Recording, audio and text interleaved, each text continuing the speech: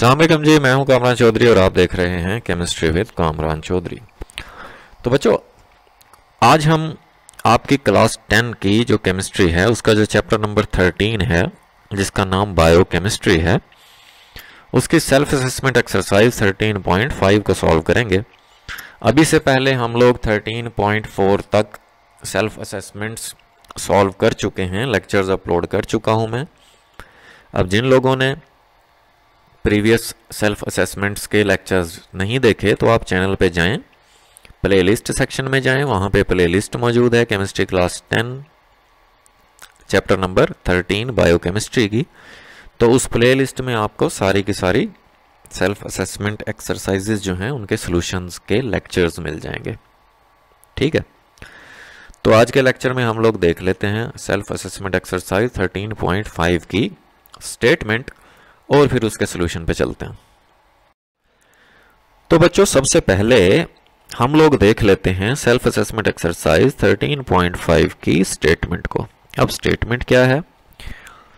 Statement में पहला जो पार्ट है वो है how do DNA and RNA differ in structure.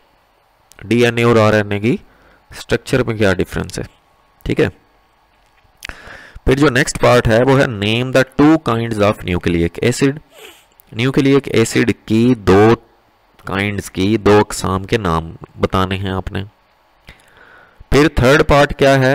Right differences between DNA and RNA. DNA और आरएनए में क्या डिफरेंस होता है। ठीक है, अब देखो ये जो पहला पार्ट है ना, यहाँ पे स्ट्रक्चर के एतबार से आपने डिफरेंस बताना है। यहाँ पे आप जनरली दोनों का डिफरेंस बता दोगे। So what is the sugar unit in DNA. जो फोर्थ पार्ट है उसमें पूछ रहा है कि डीएनए में कौन सा शुगर यूनिट होता है। What sugar is found in RNA. फिर फिफ्थ पार्ट में वो आरएनए में पूछ रहा है कि कौन सा शुगर यूनिट होता है। फिर जो सिक्स्थ पार्ट है उसमें वो पूछ रहा है which nucleic acid is involved in protein synthesis. Protein को बनाने के लिए कौन सा न्यूक्लिक एसिड इन्वॉल्व होता है। ठीक है, सो ये थी आपकी स्टेटमेंट। अब हम वन बाय वन इनके सॉल्यूशन पे चलते हैं। तो सबसे पहले हम लोग पार्ट 1 की स्टेटमेंट और उसके सॉल्यूशन को देख लेते हैं। स्टेटमेंट आपको मैंने ऑलरेडी बता दी कि पहले पार्ट में आपने डीएनए और आरएनए का स्ट्रक्चरली डिफरेंस बताना है। ठीक हो गया, तो सॉल्यूशन देख लेते हैं इसका।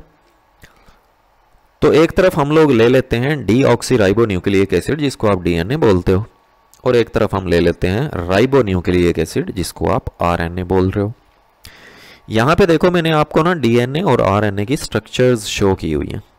ठीक है, सो पॉइंट 1 क्या है कि DNA exist in the form of two strands. मतलब ये देखो दो धागे आपको नजर आ रहे हैं, एक ये वाला और दूसरा ये वाला। ठीक है, दो धागा नुमा स्ट्रक्चर्स आपको नजर आ रही हैं।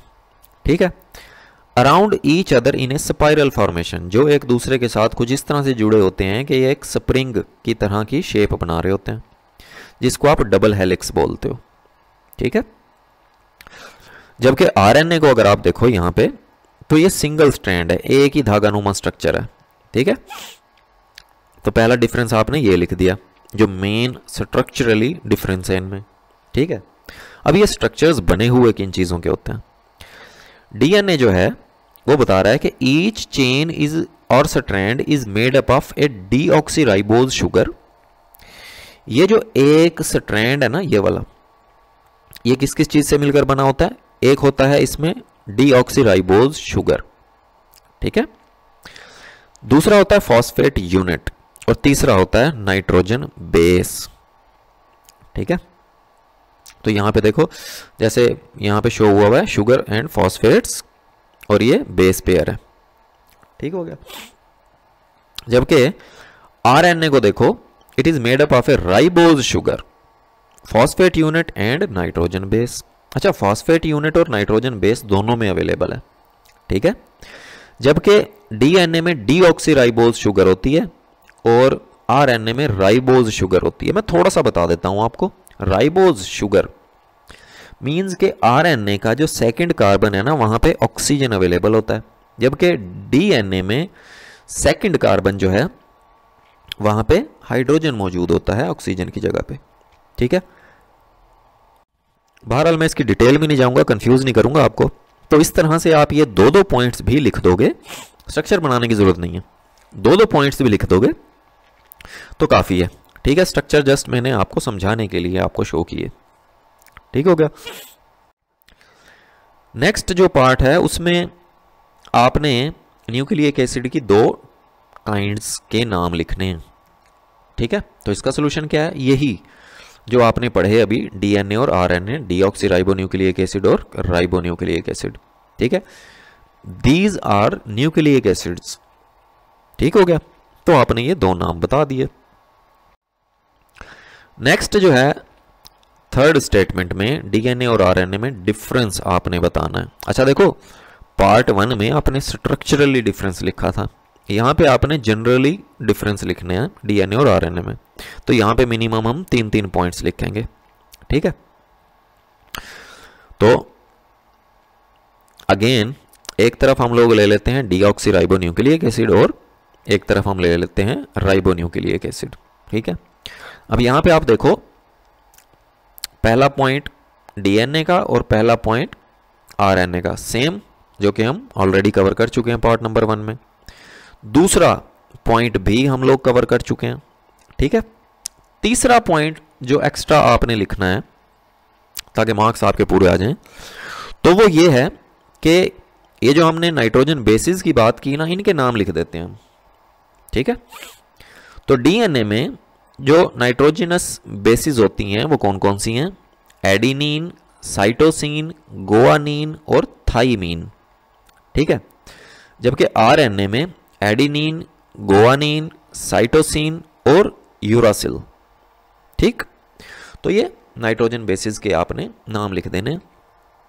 जनरली बेसिकली नाइट्रोजन बेसिस क्या होती हैं, एक रिंग टाइप स्ट्रक्चर होता है जिनमें कार्बन जुड़े हुए होते हैं आपस में। ठीक है, तो उन कार्बन के साथ साथ नाइट्रोजन भी अटैच होते हैं।